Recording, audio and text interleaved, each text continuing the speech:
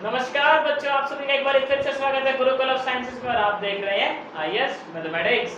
तो देखो भाई, आज अपन लोग स्टार्ट करेंगे अपनी नॉर्मल फॉर्म।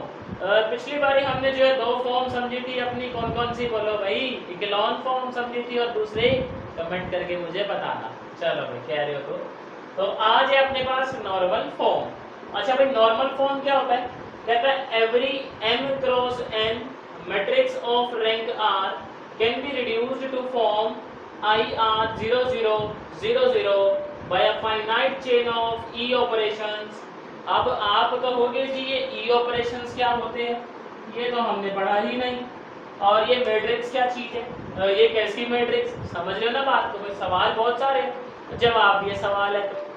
तो देखो, सबसे पहले ई ऑपरेशंस क्या होते हैं? अपने एलिमेंट्री ऑपरेशंस होते हैं। इसके जस्ट बाद में आपको वही समझाने वाला हूँ कि एलिमेंट्री ऑपरेशंस होते क्या हैं। एलिमेंट्री ऑपरेशन जो है उनको किस तरीके से लगाया जाता है ताकि आप मैट्रिक्स को जो है वो इस फॉर्म में रिड्यूस कर सको। और ये फॉर्म है क्या? बेसिकली आई आर जो है वो आपकी एक आइडेंटिटी मैट्रिक्स मिलेगी, और यहाँ पे जो आइडेंटिटी मैट्रिक्स है वही आपकी रैंक हो जाएगी इस मैट्रिक्स की।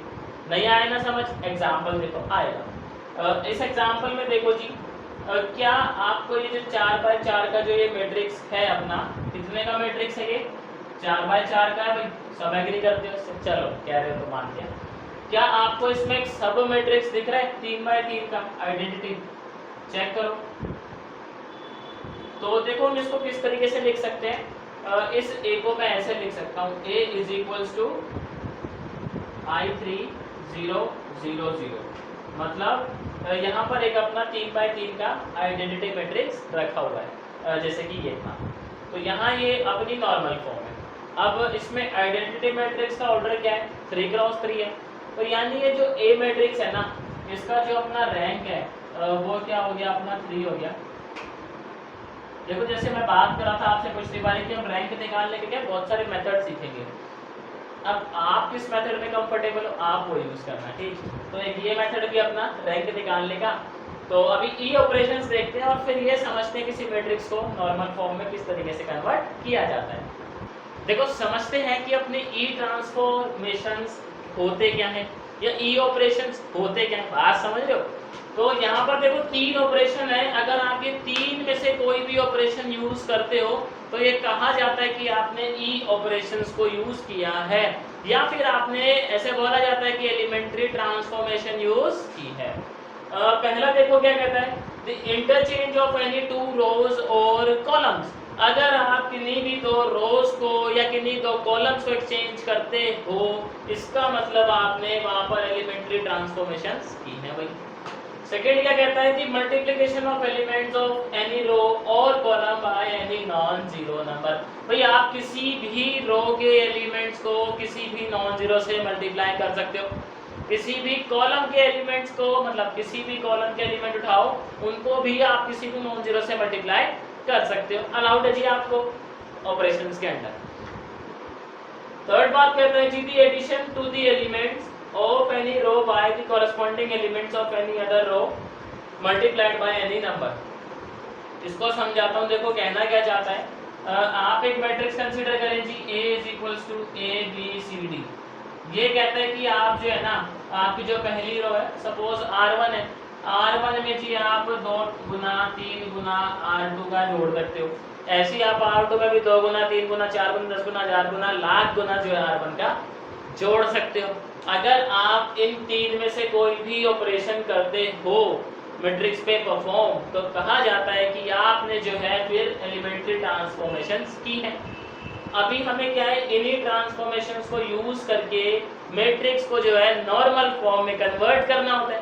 तो देखेंगे कैसे कन्वर्ट करते हैं। अच्छा, एक मजे की बात पता है क्या है, कि जब आप एलिमेंट्री ट्रांसफॉर्मेशंस करते हो ना, तो मैट्रिक्स की जो रैंक है वो चेंज नहीं होती। ये क्या है, ये तरीका काफ़ी यूजफुल है 4x4 के अंदर। 3x3 का तो हमने सीखा था, आप डिटर्मिनेंट निकाल दो 3x3 का पकड़ के, और 0 आ जाए तो 2x2 के चेक कर लो, 0 ना आए तो रैंक 3 है। बट 4x4 में जो है वो थोड़ा सा मुश्किल हो जाता है। तो वहाँ पर जो है हम उसको नॉर्मल फॉर्म में कन्वर्ट करने की कोशिश करते हैं मैट्रिक्स को। या फिर कई बार सवाल ही बोलता है आपसे कि जी आप कन्वर्ट करें मैट्रिक्स को कौन सी फॉर्म में? नॉर्मल फॉर्म में। कैसे करोगे? एलिमेंट्री ट्रांसफॉर्मेशंस को यूज करके। देखें एग्जांपल, देखो जी सवाल क्या कहता है, सवाल कहता है अपने पास ए मैट्रिक्स है ये, और आप जो इसको कन्वर्ट करें नॉर्मल फॉर्म में, वो जैसे ही आप नॉर्मल फॉर्म में कन्वर्ट कर देना आप उसकी रैंक भी बता देते हो।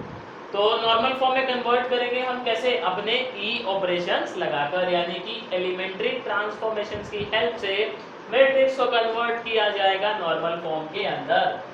देखो जो अपना नॉर्मल फॉर्म होता है वो क्या कहता है कि आपको यहाँ पे ऐसा आइडेंटिटी मिलना चाहिए, ऐसा ही कुछ है भाई ये, और इसका ऑर्डर जो है वही रैंक हो जाती है आइडेंटिटी मैट्रिक्स की। तो सबसे पहला एलिमेंट हमें 1 मिलना चाहिए आइडेंटिटी के अंदर। आप चेक करो क्या यहाँ पर पहला एलिमेंट 1 है। ये आपको जो है ना मैं एक निंजा टेक्निक बताऊंगा, सवाल पे ध्यान से देखना। अच्छा ये तो 1 है आपका, अब आप क्या करोगे, इस 1 की हेल्प से इसको 0 बनाओगे और इसको 0 बनाओगे, क्योंकि आइडेंटिटी में ये तो 1 होता है, बाकी सारे क्या होते हैं नीचे वाले 0 0। तो मैं आपसे ऐसा बोल दूं क्या, R2 में से R1 सब्ट्रैक्ट कर दो, क्या कह रहा हूँ ध्यान से सुनो, R2 में से R1 सब्ट्रैक्ट कर दो, R3 में से थ्राइस ऑफ R1 सब्ट्रैक्ट कर दो। भाई अलाउड है ना अपने को ऑपरेशन। तो पहला ऑपरेशन क्या लगाया हमने, R2 में से जो है आप R1 को सब्ट्रैक्ट कर दे जी, और जो सेकेंड ऑपरेशन लगा रहे हैं हम लोग वो क्या लगा रहे हैं कि आप जो है R3 में से आप जो है 3 टाइम्स R1 सब्ट्रैक्ट जो है वो कर दें। इनको जरा डालेंगे बॉक्स के अंदर, तो कर देते हैं पैक, देखो बॉक्स में, शाबाश। अभी देखो यहाँ पर क्या करने वाले हैं, यहाँ पर फिर आप ना साइन ये वाला लगाते हो। अच्छा इसको ना आगे समझेंगे कि ये साइन किस चीज़ का है और जो है ये किस टाइम पर जो है ये यूज किया जाता है। अभी आप समझो आपका इक्वल्स टू नहीं आता, ये वाला साइन आता है, ठीक। आने वाली वीडियोस में इसका भी खुलासा करेंगे साइन है क्या बेसिकली। अभी ऑपरेशंस लगाते हैं, हमारा भी मेन मोटो है ये।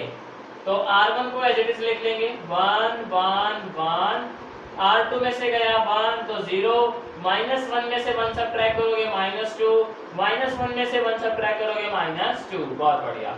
और 3 में से इसको 3 से मल्टीप्लाई करो, सब्ट्रैक्ट करो, आंसर 0। 1 में से इसका 3 टाइम सब्ट्रैक्ट करोगे, आंसर -2। 1 में से इसका 3 टाइम सब्ट्रैक्ट करोगे, आंसर -2। ये बात आई समझ, चलो भाई कह रहे हो तो मान लेते हैं। इसके बाद देखो अपना सेकंड काम क्या होता है, हमें इस वाले एलिमेंट को बनाना है 1। अब इसको 1 बनाने का सिर्फ एकमात्र अपने पास क्या बोलते थे रामबाण इलाज है कि आप इसको डिवाइड कर दो। हम लिख देंगे जी R2 को जो है ना मल्टीप्लाई कर दो, मतलब -1/2 से। तो -1/2 से मल्टीप्लाई करेंगे तो क्या 1 हो जाएगा, कह रहे हो, चलो आप लोग कह रहे हो तो मान लेते हैं 1 हो ही जाएगा। इसको डाल देते हैं बॉक्स के अंदर और जरा लगाते हैं अपना ऑपरेशन। अगेन साइन ये वाला आएगा, इसका खुलासा करेंगे आने वाली वीडियोस के अंदर कि ये साइन है किस चीज़ का और कब जो है यूज़ किया जाता है, इस पर भी सवाल जवाब हो गया अपने। अभी ऑपरेशन सीखते हैं। तो ये हो गया 1, ये हो गया 1, ये हो गया 1, ये हो गया 0। भाई -1/2 से मल्टीप्लाई करो, आंसर क्या आया 1। वेरी गुड, -1/2 से मल्टीप्लाई करो, आंसर क्या आया 1, शाबाश। -2 -2। अगला काम क्या करते हो आप इस वाले 1 की हेल्प से इसे 0 बनाओगे और इसे 0 बनाओगे। तो कैसे बना सकते हैं 0, देखो मैं बोल दूं R1 में से आप R2 सब्ट्रैक्ट कर दे। क्या कहना चाह रहा हूं मैं, आप R1 में से R2 सब्ट्रैक्ट कर दे। आप देखो R3 के अंदर इसका 2 टाइम्स ऐड कर दे, R3 के अंदर आप इसका 2 टाइम्स ऐड कर दे। चलो भाई कह रहे तो मान लेते हैं आपकी बात। तो ऑपरेशन क्या लगाने वाले हैं हम लगाने वाले हैं जी R1 में से जो है ना R2 को तो सब्ट्रैक्ट करो, देखो जी बात सीधी सी है। और जो अपना R3 है ना उसके अंदर आप क्या करो, उसके अंदर आप इसका 2 टाइम्स जो है ऐड कर दो, तो +2 टाइम्स R2। चलो भाई ऑपरेशंस हैं, इनको डालते हैं अपने एक बॉक्स के अंदर और आगे देखते हैं फिर क्या आता है अपना मैट्रिक्स।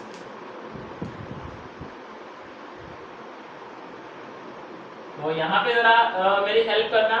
1 में से 0 गया तो 1, 1 में से 1 गया तो 0, 1 में से 1 गया तो 0। R2 तो अपना एज इट इज है भाई, R2 में तो कोई छेड़छाड़ हमने करी ही नहीं है, तो ये अपना ऐसा ही रहेगा। अच्छा उसके बाद देखो यहाँ पे जो है R3 में हमने करा है छेड़छाड़। तो R3 में जब हमने किया है तो यहाँ पे क्या आएगा 0, मतलब यहाँ देखो 0 प्लस ये तो 0 ही रहने वाला है, -2 + 2 0, -2 और ये अपना +2, तो ये भी कितना हो जाएगा 0। तो ये वाली रो क्या हो गई 0 हो गई। बट अभी भी देखो यहाँ पर आइडेंटिटी जो है वो साफ हमें दिखाई नहीं दे रही। हमें जो है इसको भी 0 कर सकते हैं क्या हम लोग, कैसे कर सकते हैं, आप C3 में से C2 क्या करते हैं, सब्ट्रैक्ट करते हैं। क्या कह रहा हूँ, आप C3 में से C2 सब्ट्रैक्ट करते हैं। भाई यहाँ पर ना आपको सब अलाउड है, बस आपने जो है कन्वर्ट करना है इस वाली फॉर्म के अंदर। देखो अब ये 3/3 का तो आइडेंटिटी बन नहीं सकता। क्यों नहीं बन सकता, क्योंकि यहाँ 1 ही चला गया जी। अगर यहाँ 1 होता तो हम 3/3 का बना सकते थे। 3/3 में ये होता है 1 1 1, बट ये तीनों तो 0 हो गए। इसका मतलब आइडेंटिटी जो बन सकता है वो 2/2 का बन सकता है। बट अभी 2/2 का भी नहीं बता सकते इसको, क्यों, क्योंकि इसके बाद सारे एलिमेंट क्या होने चाहिए 0 होने चाहिए, बट ये 1 महाराज बैठे हैं, तो इसे क्या करना पड़ेगा 0 करना पड़ेगा। कैसे कर सकते हैं, इसमें से ये घटाते क्या, तो ऑपरेशन क्या लगाया हमने, C3 में से आप C2 को जो है वो सब्ट्रैक्ट करते जी। देखो यहाँ पर जो इसको बॉक्स में डालेंगे अगेन, तो जरा सब्ट्रैक्ट करते मेरी हेल्प करिएगा आप लोग। ये हो जाएगा अपना 1 0, 0 में से 0 सब्ट्रैक्ट करोगे 0 0 1, 1 में से 1 सब्ट्रैक्ट करोगे 0 और 0 0 0। अब देखो आपको क्लियरली दिखाई दे रहा होगा यहाँ पर क्या, एक 2/2 का आइडेंटिटी मैट्रिक्स दिखाई दे रहा है।